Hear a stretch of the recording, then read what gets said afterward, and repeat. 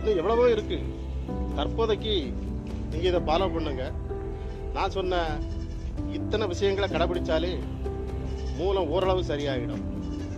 மனுஷனுக்கு மூல நோய் வர முக்கிய காரணமே நார்ச்சத்து இல்லாததாலும் சாப்பிட்ற சாப்பாடு ஜீரணம் ஆகாததாலும் தான். அதனால நல்ல உணவை சாப்பிடுங்க, நல்ல தண்ணி குடிங்க.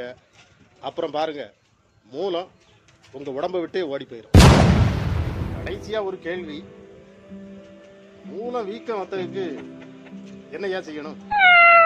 ராத்திரி நேரத்துல தூங்குறதுக்கு கொஞ்ச நேரத்துக்கு முன்னால சின்ன உள்ளிய சுட்டு, சாம்பார் வெங்காயத்தை சுட்டு மூலத்துல வச்சு கட்டிட்டு படுங்க. உங்களுக்கு அந்த வீக்கம் படிப்படியா குறைய ஆரம்பிச்சோம். ஐயா, நீங்க சொன்ன தகவலுக்கு நன்றி. அப்புறம் உங்க பீஸ் என்னன்னு சொன்னீங்கன்னா கொடுத்துருவேன். நீங்க எனக்கு எதுவும் தர வேண்டாம்.